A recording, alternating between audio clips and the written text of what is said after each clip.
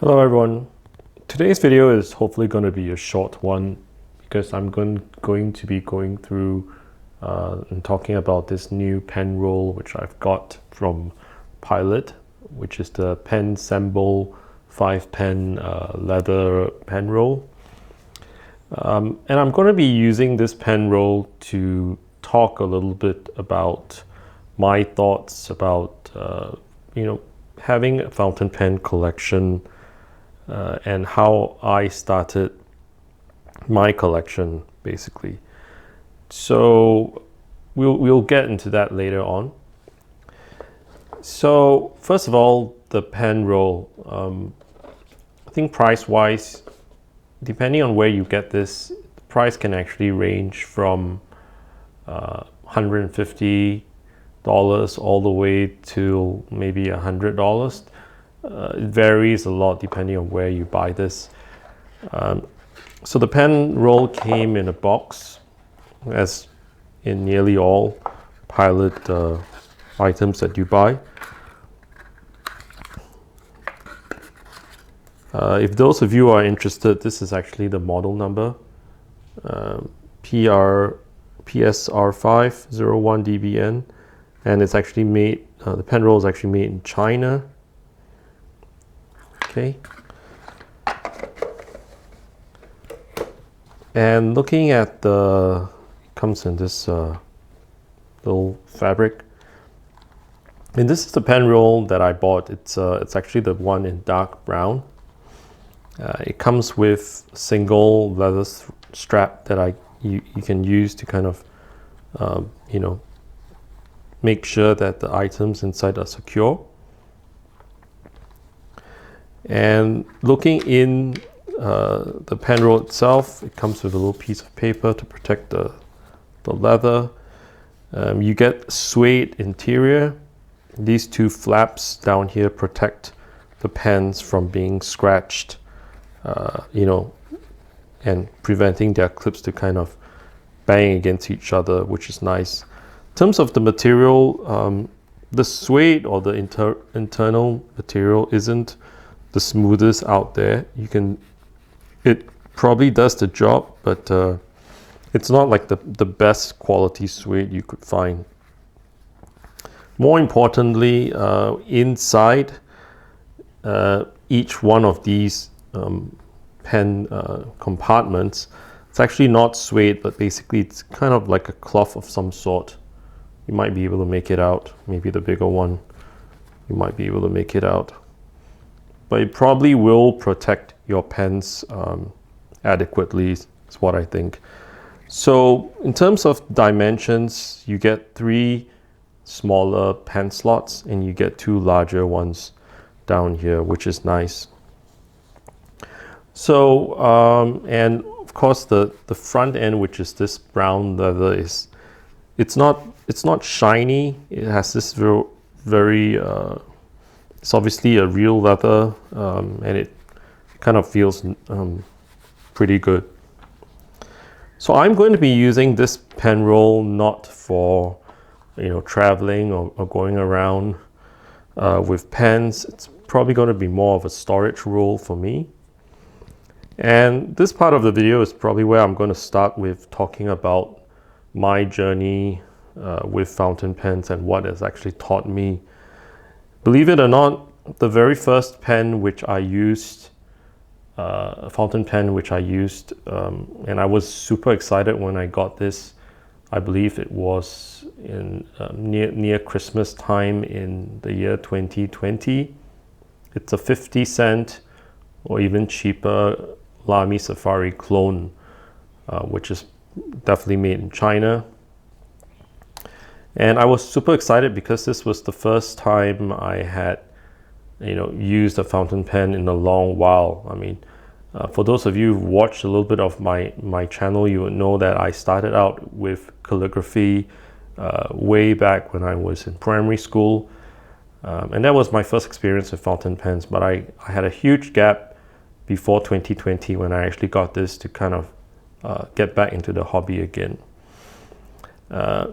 Pen itself is made of fairly cheap plastic, ABS plastic probably.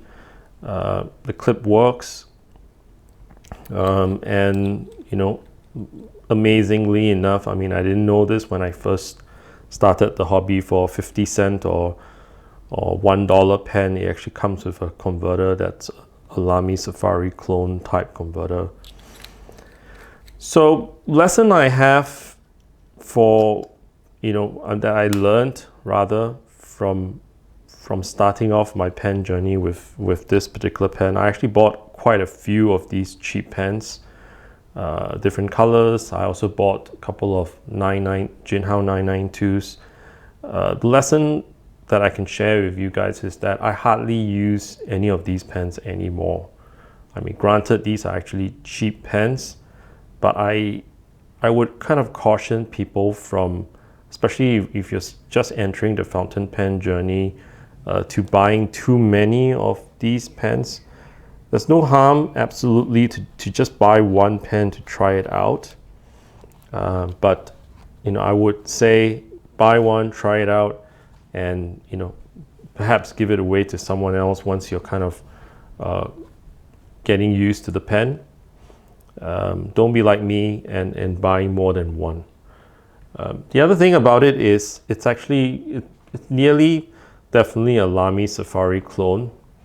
After I bought these pens way back, I kind of stopped buying clone pens. I appreciate the design of pens when people come out with pen designs, and I would advise people, never to buy a pen clone if you can help it. The second pen which I wanted to speak about my pen journey was actually my first 14 karat gold, or the gold nib fountain pen, which is the Pilot Elite. And this one I shared when I got it. I shared it in the video that I actually purchased it off that very famous auction site for about $5 US. Obviously, it's a used pen, and it has a fantastic nib. And I used it for a while once I got it. However, I kind of stopped using this pen after a while. I mean, don't get me wrong, it's a fantastic pen. It writes beautifully, and the build quality is excellent. Being as this is a very, very old pen, it still looks in brand new condition. It's just that I guess the pen itself, the design is pretty, how do I say it?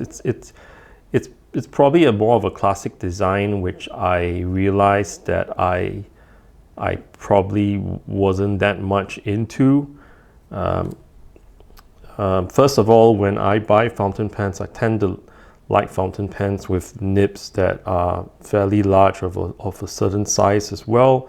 And this inlaid nib, even though it functions beautifully, kind of didn't do it for me after a while, right? So great entry point to gold nib fountain pens, but I mean, I have to say that I don't really use this pen very much anymore. I'll still keep it around in the collection. However, it probably doesn't give me that much of a joy anymore. Which brings me to the next pen, which is the TWSBI Eco. I remembered when I bought this again towards the end of 2020, or maybe the beginning of 2021, which is just slightly over a year ago.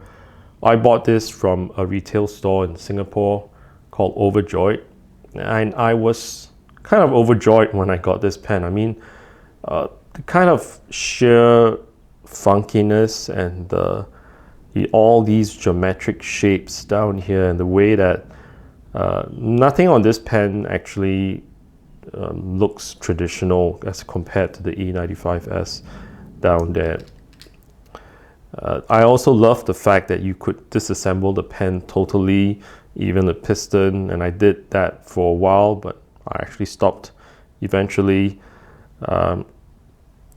And as opposed to these two pens down here, which were fairly dry, I wouldn't say fairly dry, but I mean they wrote decently but adequately wet, my terminology. The TWSBI pens actually came out, especially for the medium and above, very, very wet. So that was a totally different experience for me. I'll have to tell you, and I'll be honest here, that I don't really use the Eco that much anymore. I feel it fits somewhere in my collection as an art pen. However, I don't really do that much art nowadays. I primarily use my fountain pens for writing. Probably I would start using these pens more to kind of experience how they feel, is my goal for the coming year. And it's kind of a tight fit because the Eco is kind of a big pen. The next pen is a pen which I must also admit that I haven't been using that much, which was my first pen that was reasonably expensive. I believe I paid over 100 Singapore dollars or some thereabouts, which is the M200 Pelikan. And when I did this video initially, I kind of went back many times in the review to kind of gather my thoughts in terms of how I felt about this pen. I mean, first of all, as most of you who have watched my channel know, I feel very strongly about spending, 150 and above on a pen which has a steel nib. I know now that steel probably can do as well as gold, so that bias towards always having a gold nib pen is gone. However, I really don't use this pen that much, to be very honest. It's primarily to do with the size. It just doesn't fit my hand that much. I can post it, obviously. So basically, this pen kind of stays in my collection to kind of make sure that I have all the various sizes of Pelikan. I don't really use it that much, and I might consider selling this M200 in the not too distant future. And the last pen, which I will kind of squeeze into this pen roll, kind of show you the size and all that, and tell you, kind of the ending story is obviously the Pilot Custom 823. I've mentioned many times that this pen is probably the most reviewed or the most talked about pen on the internet, or even searched about pen on the internet. And when I got this pen, I believe it was in mid-2021 or thereabouts, I really wondered, I mean, was there ever a need to buy another fountain pen? Because this pen, to be absolutely honest, would do 99% of whatever that you would need to do fountain pen wise, especially in this fine nib which this pen comes in. Initially I thought it was dry, it was sharp, kind of felt too fine, but over some period of time using this pen is always inked, by the way. I realized the versatility of this nib. You can actually write on fairly horrible paper and it would still give a good line. Obviously the ink capacity, which was once something which I used to think was not so important previously, kind of comes into play here, because with such a large ink capacity, I tend to write and keep write long and keep this pen around for longer, just because of the ink capacity. And really the question not the question, but the thing that I tried to do for a while after getting this pen was trying to find a pen that was better than this particular pen. And to be very honest, there aren't that many pens out there that in my mind are better than this one. I'll do a future video whereby I speak about some other possible pens you could get in lieu of the Pilot 823 in the future. But it's a tough one, right, to kind of beat what this pen can do. So Thank you so much for watching and listening through my pen story journey with these 5 pens as an example. I'm just going to close up this pen roll right now to kind of show you the size of the pen roll once it's fully packed. And you know, it's not too thick, and in terms of protection, I think it's pretty decent. I don't think any of the pens will kind of impact on each other. Probably have to be careful when closing it, not to close it too tight. But I think it will be a good pen roll for me to put some of my more, probably the high-end pens that I have in my collection. So thanks so much for watching today. Hope you got something out of the video, and I will come back with more pen reviews soon. I'll see you later. Bye-bye.